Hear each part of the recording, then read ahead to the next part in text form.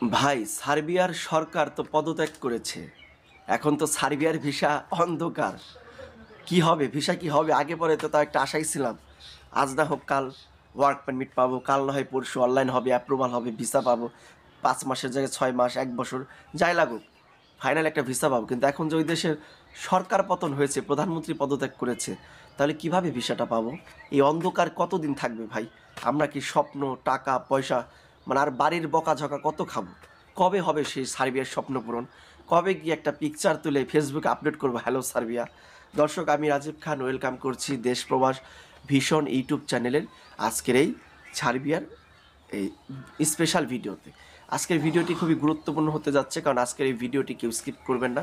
আজকের এই ভিডিওটি যদি আপনারা দেখেন, তাহলে আশা করছি আপনার সার্বিয়ার যে বর্তমান পরিস্থিতিটা সৃষ্টি হয়েছে, সকল পরিস্থিতির যে সঠিক একটা অ্যান্সার আপনারা কিন্তু পেয়ে যাবেন আশা করছি। সবাই ভিডিওটি মনোযোগ দিয়ে দেখবেন। দেখেন, সার্বিয়ার সরকার মানে প্রধানমন্ত্রী পদত্যাগ করছে, এটা তাদের ইন্টারনাল বিষয়, এটা তাদের অভ্যন্তরীণ বিষয়। এখানে চিল মানে কান নিয়ে গেছে চিলে, সেই দিকে মানে আপনাদের দৌড় দেওয়ার কোনো প্রয়োজন নাই। তো এটা নিয়ে আপনাদের চিন্তা কেন ভাই? এই যে মনে করেন যে বাংলাদেশের যে গভর্নমেন্ট চেঞ্জ হয়েছে, এতে কি কোনো কাজ কি থেমে আছে? সার্বিয়ার সরকার পতন হয়েছে বা সার্বিয়ার সরকার পদত্যাগ করেছে, এটা তাদের ইন্টারনাল বিষয়। তাদের জনগণ সেই সরকারকে পছন্দ করে নাই। জনগণের তোপের মুখে, ছাত্র জনতা তোপের মুখে সার্বিয়ার সরকার পদত্যাগ করেছে। এখানে আপনাদের ভিসা হবে না বা ভিসার কি হতে পারে, এটা নিয়ে দুশ্চিন্তা করার দরকার নেই। এখন যদি কোনো এজেন্সি যদি বলেন, ভাই এজেন্সি তো বলতেছে একটু সময় লাগবে, সরকার পদত্যাগ হয়েছে, ওই এজেন্সিকে দুইটা থাপ্পড় দেন। কারণ হচ্ছে সরকার পদত্যাগের সাথে সার্বিয়ার এটার সাথে কোনো জড়িত নাই ভিসা। কেন ভিসার জড়িত নাই? কারণ দেখেন, সরকার পদত্যাগ হয়েছে সেটা ইন্টারনাল বিষয়, ওদের দেশের বিষয়। সরকার পতন হবে কি হবে না সেটা আলাদা বিষয়। কিন্তু ভিসা দিবে হচ্ছে আপনি অ্যাম্বাসিডর, ভিসা দিবে সার্বিয়ার অ্যাম্বাসি। ভিসা অ্যাম্বাসিটা কোন মন্ত্রণালয়ের আন্ডারে? পররাষ্ট্র মানে ফরেন মিনিস্ট্রির আন্ডারে। এটার জন্য আলাদা একটা মিনিস্ট্রি আছে ভাই। মন্ত্রী না থাকতে পারে, কিন্তু মিনিস্ট্রি কিন্তু মিনিস্ট্রির গতিতে কাজ করবে। তো এটা নিয়ে আপনাদের চিন্তা নাই যে চিলে কান নিয়ে গেছে, কানের দিকে হাত না দিয়ে দৌড়ানোর জন্য। এত মানে নাটক কম করো প্রিয়। সেই এজেন্সিদের বলবো, যারা নাটক বানাও নিত্য নতুন, মানে একটু ইস্যু হইলে মানে নাটক বানানো শুরু করে দেয় বাংলাদেশ এজেন্সিরা, তাদের বলো যে অযথায় এই নাটকগুলো করবে না। আর এই নাটকগুলো যারা করে তাদের কাছ থেকে অতি দ্রুত ফাইল উঠাই নেন, এটাই বিষয়। আর আপনাদের আরেকটা বিষয় হলো কন্ট্রাকচুয়াল আমাদের পছন্দ হয় না। অনেক ভাইয়ের আমি কিছু কিছু গল্প শুনেছি, আমি তাদেরকে সরাসরি বলার সাহস পাইনি, কারণ তারা মন খারাপ করবে। দেখেন, অনেকে কি করে, 1 লক্ষ টাকা দিয়ে ফাইল জমা দেয়, একটা ভুয়া পারমিট পাক আর একটা সঠিক পারমিট পাক, সাধারণ মানুষ তো পারমিট চেক করতে পারে না, পারমিটের সাথে 1 লাখ টাকা দেয়। আবার কি করে, অনলাইন করা হলো, সেখানে 1 লাখ দিল। আচ্ছা ভাই, আপনি অ্যাডভান্স 1 লাখ দিচ্ছেন, মেনে নিলাম। পারমিট পর্বে 1 লাখ দিচ্ছেন, মেনে নিলাম। কিন্তু আমি যেটা বলবো, অনলাইন করার পর 1 লাখ টাকা ওখানে কিসের প্রয়োজন ভাই? আমি তো এটা বললাম না, বুঝলাম না। আর আমি যেটা বলবো যে অ্যাডভান্স আপনি করতে হবে, কারণ অ্যাডভান্সের একটা কাজ কেউ করতে চায় না কোনো এজেন্সি।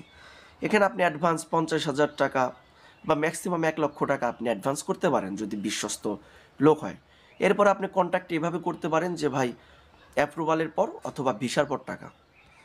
আমি ওয়ার্ক পারমিট বুঝি না, আমি অনলাইন বুঝি না, ঠিক আছে, 1 লক্ষ টাকা আমি আপনাকে বা 50,000 টাকা আমি আপনাকে অ্যাডভান্স করলাম, আমি ওয়ার্ক পারমিট বা অনলাইন কিছুই বুঝি না। আমাকে হয় অ্যাপ্রুভাল দিবেন, অ্যাপ্রুভালটা অবশ্যই ইউজার পাসওয়ার্ড দিবেন, আমি সার্বিয়ার সঠিক ওয়েবসাইট থেকে চেক করে নিব। হ্যাঁ, যদি সেখানে অ্যাপ্রুভাল দেখায় তবে আমি টাকা দেবো, অথবা ভিসার পরে আমি ভিসাটা চেক করে আপনাদের টাকাটা প্রদান করব। এইভাবে করে আপনার কন্ট্যাক্টে আসেন। আচ্ছা, আমার কথা হলো, কয়জন মানুষ দালাল রেদানি কী করে জানেন? এই অ্যাপ্রুভালগুলো ভুয়া দেখা কী করে, অন্যজনের একটা অ্যাপ্রুভাল হয়েছে সেটাকে এডিট করে আপনার নাম বসাই দিয়ে সেটার একটা স্ক্রিনশট বা ছবি আপনাকে দিবে। অথবা দেখা গেছে যে ওই স্ক্রিনশটটা মনিটরে মানে বড় করে সেরে সেটাকে মোবাইল দিয়ে ভিডিও করে দেখাবে, এই দেখো ওয়েবসাইটের মধ্যে আছি, এই যে তোমার অ্যাপ্রুভাল হয়েছে। আচ্ছা, আপনি বলেন তো, কয়জন মানুষ আছেন আপনারা যে ইউজার পাসওয়ার্ড নিয়ে আপনারা নিজের ওয়ার্ক পারমিটটা সঠিক ওয়েবসাইটে গিয়ে চেক করেছেন যে আসলে আপনি অ্যাপ্রুভাল হলো কিনা বা অনলাইন হলো কিনা? আমাকে কমেন্ট করে জানাবেন কয়জন মানুষ আছেন।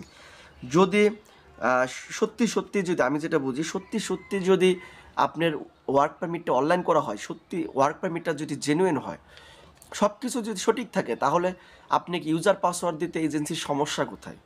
এটা সমস্যা নাই, কিন্তু যারা সঠিক এজেন্সি তারা কিন্তু ঠিকই ইউজার পাসওয়ার্ড দিয়ে দেয়।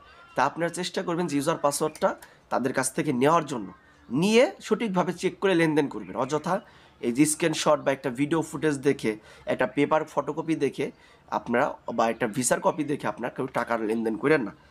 এবং আরেকটা বলি, অনেকে একজনে পিপিজে দিয়ে আরেকজনে আবেদন করে, যার কারণে অ্যাপ্রুভ হয় না। অনেকে বলে ভাই আমার তো সব কিছু ঠিক আছে, অনলাইনও করেছি, সব ঠিক আছে, কিন্তু আমার এটা অ্যাপ্রুভ হচ্ছে না কেন? দেখেন, একজনের পিপিজেড আরেকজনের বেলায় ইউজ করা যায়। আমি কিন্তু এর আগে বহুবার সার্বিয়ার ভিডিও, আমার অতীতের ভিডিওগুলো আপনার দেখে আসবেন। আমি বহুবার বলেছি যে অনলাইন করার জন্য ভাই আপনার জেনুইন ওয়ার্ক পারমিটের প্রয়োজন নাই। আপনি পাসপোর্ট দিয়া এবং কিছু ডকুমেন্টস দিয়ে আপনি ওই সার্বিয়ার যে ওয়েবসাইট আছে সেখানে আপনার একটা অ্যাকাউন্ট ক্রিয়েট করতে পারবেন। তারপরে ওখান থেকে আপনি একটা অনলাইন করতে পারবেন, অন্য একজনের পিপিজেটও আপনার বেলা ইউজ করতে পারবেন। তো এই জন্য টেনশন নাই। তো আমি বলবো সবাই প্রতারণার হাত থেকে বাঁচার চেষ্টা করবেন, এবং আমি চাই আপনার সবাই প্রতারণার হাত থেকে বাঁচেন।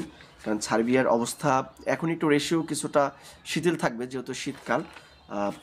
তারপরে অনেকে বলছে যে ভিসা রিফিউজ বলে ফাইল ঘুরাই দেওয়া, অথচ টাকা উঠাতে পারছে না।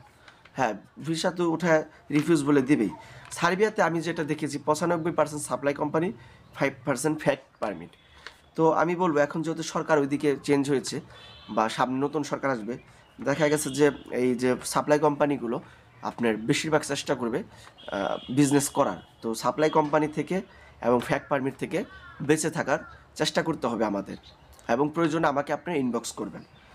আর শীতের সময় আসলে রেশিওটা কম থাকে, একটু কম থাকে, যেহেতু এমনিতে সরকারটা ওই দেশে পতন হয়েছে, আবার শীতকাল, ওদের অনেক বন্ধ ছুটি অনেক কিছু থাকে, সেক্ষেত্রে রেশিও একটু কম থাকে।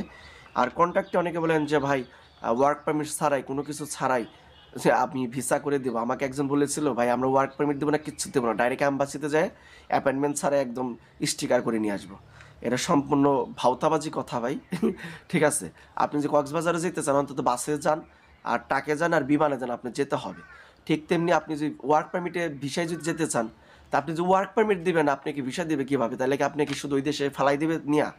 আবার অনেকে ভুয়া ভিসা দিয়া, ভুয়াভাবে ওয়ার্ক পারমিট, ভুয়া সব কিছু করে ভিসা টিসা দেখায়, বাংলাদেশ ইমিগ্রেশনও ক্রস করাই দেয়, কিন্তু সার্বিয়ার ইমিগ্রেশন থেকে ঘুরে আসে। তো যাই হোক, সর্বশেষ আমি যেটা বলবো, সে কেউ বিপদে পড়বেন না, সবার প্রতি একটা অনুরোধ। আমি সার্বিয়া নিয়ে আরও ভিডিও আনবো, আরও সামনে যে আপডেটগুলো থাকবে আমি আপনাদেরকে জানাবো। সেই প্রত্যাশায় সবাই ভালো থাকবেন, সুস্থ থাকবেন। ধন্যবাদ সকলকে। আসসালামু আলাইকুম।